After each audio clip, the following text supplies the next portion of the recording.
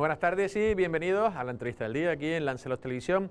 Hoy vamos a hablar de salud mental. De hecho, si no me equivoco, el próximo sábado será el Día Internacional, el Día Mundial de la Salud Mental. Y bueno, como siempre, vamos a hablar, ya se lo digo, con don Julio Santiago, él es psiquiatra, parte importantísima. De hecho, fue fundador del CRIBO, de esa asociación que vigila también un poco la salud mental de todos los lanzaroteños. Bueno, normalmente siempre se hacía esta entrevista pues para animar un poco a que la gente fuera a esas galas solidarias donde se recaudaban fondos para este colectivo y sin embargo este año pues se lo ha cargado todo el coronavirus, ¿no? Vamos a hablar de qué manera también se va a afrontar ese Día Mundial de la Salud y también les digo que la segunda parte de la entrevista irá también un poco para que don Julio nos dé algunos consejos sobre cómo vivir con estos confinamientos y con esta incertidumbre continua. Sin más dilación pasamos a hablar con Julio Santiago. Don Julio, ¿cómo estás? Muy bien, muchas gracias. Buenos días. Bien, estamos bien de la azotea, como dice alguno, ¿no? Todo el mundo piensa que él está bien. Yo pienso que yo estoy bien. Pero claro, también tienen que decirlo los demás, según me vean. Pero bueno, yo creo que de momento a mí, subjetivamente, me parece que no estoy mal. No estoy mal, ¿no? Que lo hemos aguantado. Luego vamos a hablar de eso, pero como se dice, o como dijo Umbral, yo vengo aquí a hablar de mi libro. Pues su libro es el Día Mundial de la Salud. No me equivoco, es el sábado, ¿verdad? El sábado, día 10 de octubre. Día 10 de octubre. Con un lema, siempre se tiene un lema, que es salud mental y bienestar, una prioridad global. Explíquela por qué se ha puesto, porque siempre tiene su sentido tener este lema. Sí, en realidad es un lema que es un poco, no sé, para mi gusto un poco excesivamente amplio, porque habla de la salud mental y el bienestar como un objetivo a alcanzar por la población. Claro, ese es un objetivo amplísimo, es como si habláramos de la felicidad. Pues claro, todos deseamos y todos pensamos que nuestro objetivo es lograr la felicidad. Pero aquí se entiende la salud mental, aquí, como en ese lema, la salud mental como un estado de equilibrio y de adaptación, en el cual la persona es capaz de adaptarse a su entorno, a su medio. Entonces, en circunstancias normales, digamos fuera de una pandemia o lo que quiera que sea, pues la persona parece que sabe adaptarse a su medio. Ha ido elaborando esquemas de adaptación y parece que sabe adaptarse a su medio. Pero no es suficiente eso para lograr una buena salud mental. El que tiene una buena salud mental sabe también adaptarse a las incidencias, a circunstancias que puedan romper los esquemas habituales, como ha pasado con la pandemia. Entonces, ahora estamos viendo que muchos de los que pensábamos que teníamos una buena salud mental, pues no lo éramos tanto porque hemos sido frágiles y nos hemos quebrado.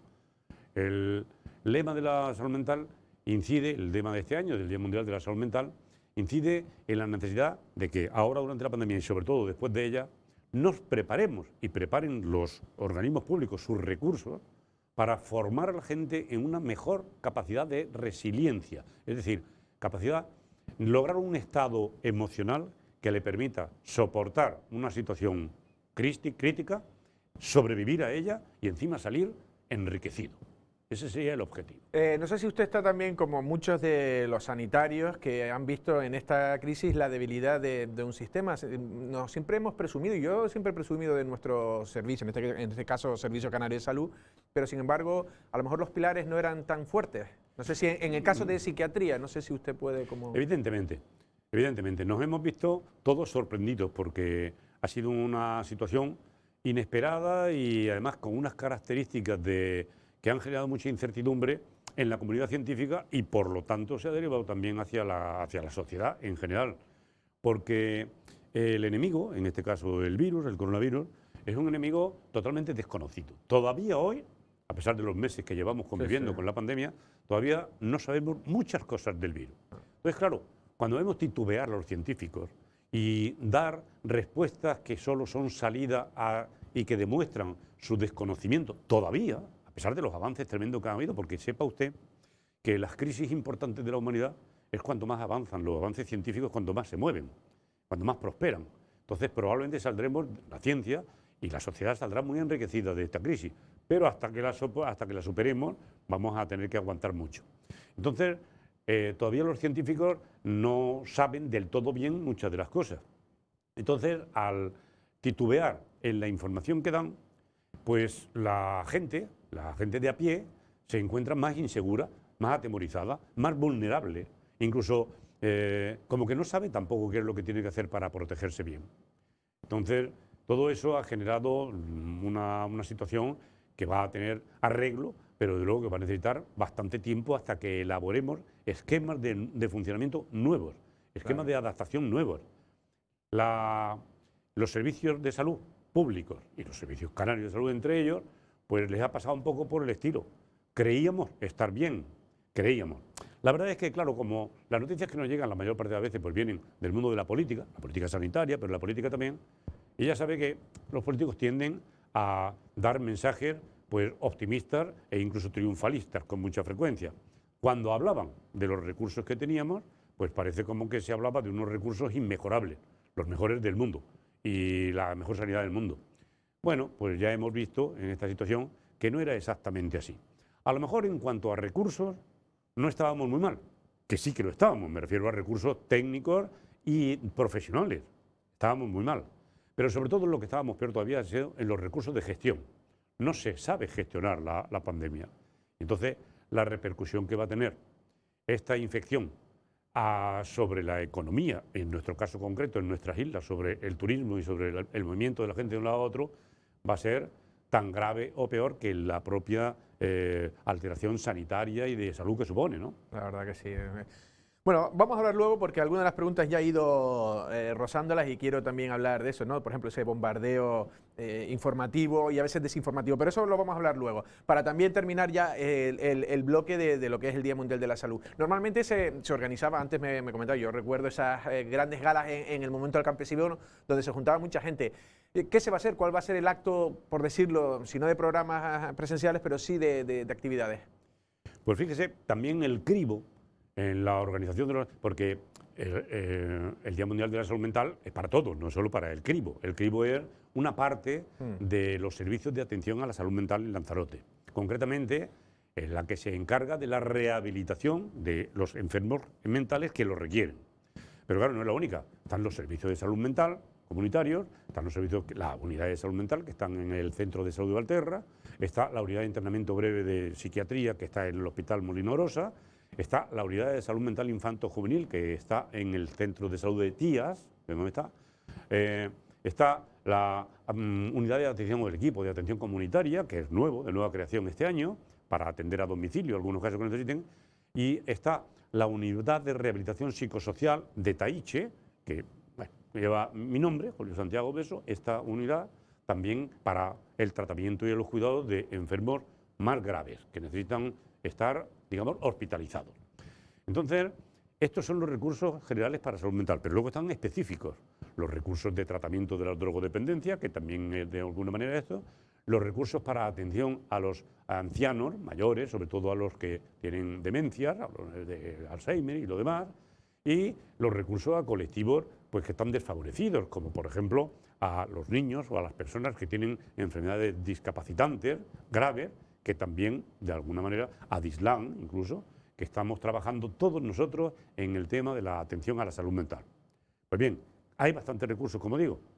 Lo peor, ahora mismo, concretamente, claro, es que nosotros teníamos el cribo, que ha cogido como suyo el papel de divulgador del Día Mundial de la Salud Mental, se lo toma muy en serio, y nuestro esfuerzo siempre iba encaminado a juntar a mucha gente para contarles la historia, para sensibilizarlos sobre lo importante que es la salud mental. Para sensibilizarlos, como digo, tratábamos de juntarlos. Usted ha dicho muy bien, nos reuníamos en el Monumento al Campesino, entre otros sitios, en la democracia con frecuencia, en sitios donde dábamos una charla, una conferencia, una gala, lo que quiera que sea, pero el tema era conseguir juntar mucha gente. Y este año lo que tenemos que hacer es no juntar a nadie, es decir, no hay que juntar, hay que separar. ¿Cómo hemos tenido también que adaptarnos nosotros a eso? Pues gracias a Dios, utilizando los recursos de que disponemos a través de los medios de comunicación social, los medios y las redes sociales. Entonces, nuestra información y nuestras galas, todas las actividades que se van a realizar, todas ellas vamos a llegar al público a través de sus televisores, a través de sus aparatos de radio y a través de su ordenador y su internet. Vamos a entrar ahí con las páginas web del cribo, en las redes sociales, en Facebook, tal. Ya sabéis que nosotros tenemos páginas web. El cribo, la dirección sería www.elcribo.org. Buscando eso, ya salen una serie de cosas en donde se pueden encontrar todos los pensamientos, todas las actividades y todas las reflexiones que debe evocarnos a nosotros la celebración del Día Mundial de la Salud Mental. Pues ya lo sabe la gente, la verdad que esa labor que hace el cribo que es increíble y que usted fue fundador. Vamos un poco al meollo, vamos al meollo. las consultas, usted lo pulsa por la gente que hay más demanda, ¿no? ¿Ha ido más gente al psiquiatra? Ha ido más gente al psiquiatra y... ¿Qué tipo de patologías o tipo de...? Hombre, la pandemia y sobre todo el confinamiento y más todavía la incertidumbre, el que todavía no estemos seguros de quién es nuestro enemigo, porque aunque le hayamos puesto nombre, ya sabemos aquello, sí, el coronavirus, tal, todo el mundo habla coronavirus, coronavirus. Todos sabemos quién es el enemigo. Pero en realidad cuando preguntamos, ¿pone un virus? ¿Qué hace qué? ¿Qué síntomas produce? ¿Qué no sé qué? ¿Por qué oímos que a unos les da tienen el coronavirus y le hacen unas pruebas que llaman PCR y tal, y da negativo, da positivo y no tienen ningún síntoma y no les pasa nada? Y otros, en cambio, que al día siguiente, que parecían estar estupendamente, de pronto se ponen enfermos, incluso algunos de ellos gravemente enfermos. Entonces, nuestro enemigo todavía es un gran desconocido. Nos queda mucho por saber. Eso genera unos niveles muy altos de ansiedad. Pero además, en algunos colectivos más o menos vulnerables, por ejemplo, imagínense niños jóvenes con discapacidad que tienen que acudir a sus centros donde hacen sus programas de rehabilitación. Son centros en donde tienen actividades, terapias en grupo, imprescindibles para su rehabilitación. Y ahora resulta que en grupo no se puede hacer.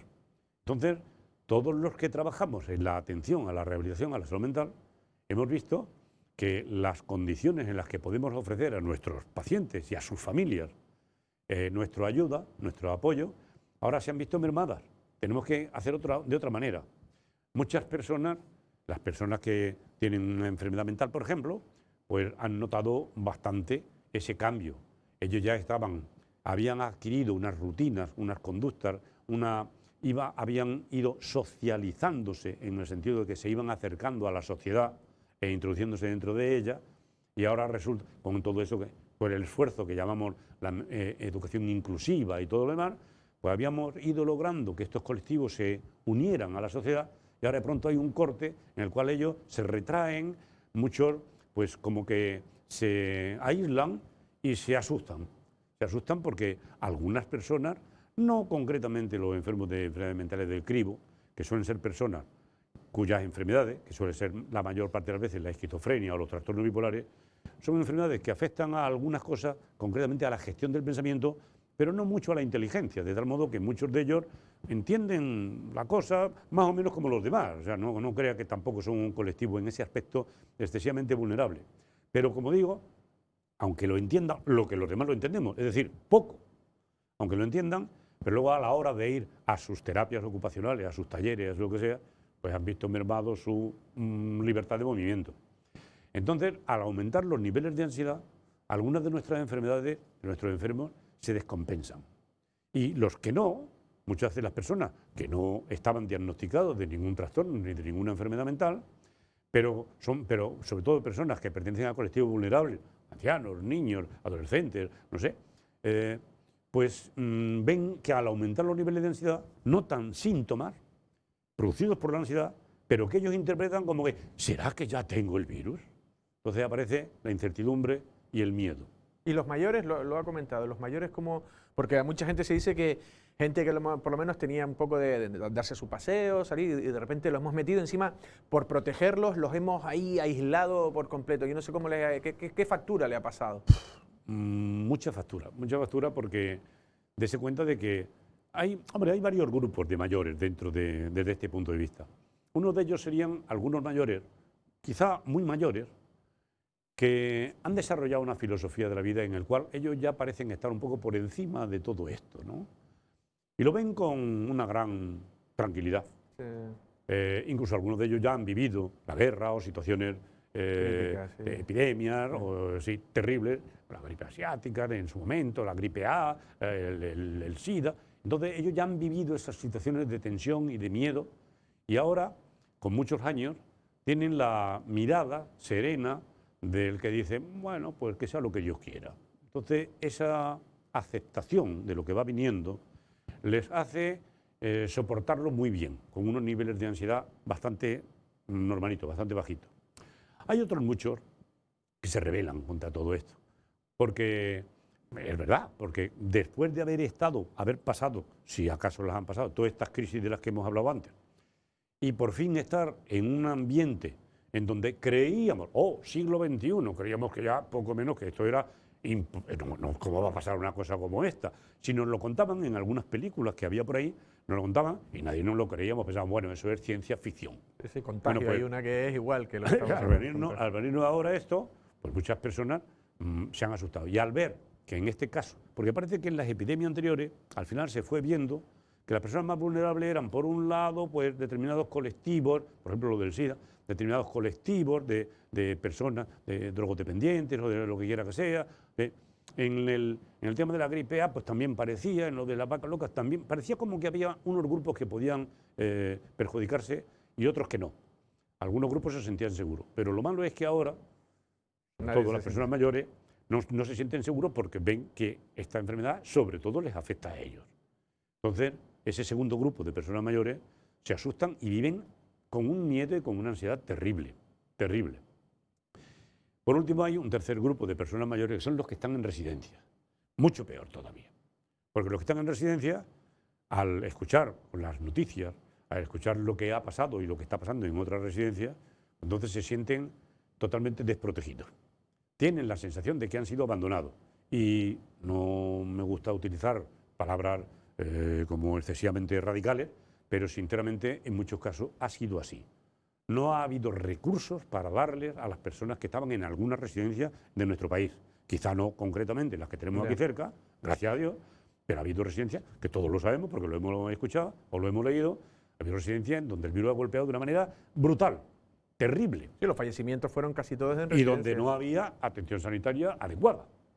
Entonces, ese tercer grupo de personas mayores que están en residencia, lógicamente se sienten desatendidos, están como desesperanzados y en muchos de ellos se desarrolla un estado de depresión y de inhibición con una desgana, con una apatía, con una sensación de vacío que hace que ahora lo que antes utilizábamos para animarles, para tenerlos ocupados, para que se siguieran desarrollando puentes neuronales nuevos, para que no se demenciaran demasiado deprisa, ahora resulta que todo eso se ha venido abajo y probablemente va a haber un empeoramiento en su capacidad cognitiva. Don Julio, última pregunta, nos hemos ido de tiempo. Hablábamos antes del bombardeo de informativo, la desinformación. Ya para terminar, un consejo, ¿qué se debe hacer con esa información? ¿Cómo se debe gestionar? Me refiero, ¿debemos ver los informativos? ¿Debemos de desconectar? No debemos ver. No es bueno estar todo el día recibiendo noticias, ni siquiera noticias buenas. Es decir, el ser humano tiene que desarrollar una capacidad de sintetizar y de analizar lo que ve o lo que oye. Estamos viendo noticias y cuando con Internet, ya pasó antes de esto de la pandemia, que la gente disponía o disponíamos de una enorme cantidad de información. Tanta que parece que todos deberíamos estar como muy informados, porque sobraba información. Pues no crea usted que la información, porque no solo hace falta estar informado, sino saber seleccionar la información que se recibe, saber filtrar. Y nosotros teníamos mucha información, pero no teníamos una buena capacidad de filtro. O sea, por nuestros niveles de conocimiento o culturales o lo que quiera que sea, no filtrábamos bien. A ello contribuían también pues, algunos medios que al publicar las famosas falsas noticias, pues entonces generaban una incertidumbre y una expectativa que confundía mucho a la gente y confunde todavía hoy en día mucho a la gente. Entonces, lo ideal sería, si acaso, oír noticias o leer noticias siempre de medios fiables, basadas sobre todo en la ciencia, en los conocimientos científicos. Los científicos actuales saben mucho, pero todavía les falta por saber mucho sobre el coronavirus y sus consecuencias. Pero si acaso hay alguien que sepa, son ellos los que más saben, los científicos. Entonces nosotros tenemos que recurrir a los medios de comunicación que llaman a los científicos y que traducen lo que los científicos quieren decir a la población. Entonces, escuchar las noticias o leer el periódico una vez al día, informándose de qué novedades hay hoy y qué cosas, qué normativas hay, qué cuidados se proponen, qué temores hay que tener, qué precauciones. Pues entonces, escucharlo eso sí, para estar informado. Pero ya está. Luego, el resto del día nosotros debemos estar utilizando nuestra atención y nuestra cabeza, utilizando nuestro cerebro, nuestra capacidad cognitiva, para estar en otras cosas, porque la vida no se acaba con el coronavirus. Si nosotros dedicamos tantos meses como estamos dedicando a hablar, a pensar, solo, a temer solo al coronavirus, probablemente llegará un día en el cual no sabremos hacer otra cosa. Y eso no puede ser así. El objetivo nuestro es no solo pasar la crisis, sino superarla y encima mejorar. Es decir, haber aprendido la lección en eso que se llama resiliencia. Esperemos saber hacer eso. A ver si es verdad, a ver si, como ha dicho antes muy bien, ¿no? Lo de situaciones críticas luego se aprenden de los errores y sirven para mejorar. Don Julio Santiago, ha sido un placer y que salga todo lo bien que se pueda ese Día Mundial de la Salud del sábado. Esperemos que sí. Muchas gracias. Gracias. Gracias a usted. Las palabras de Julio Santiago, don Julio Santiago, psiquiatra, que en este caso habla también, habló en doble parte, ¿no?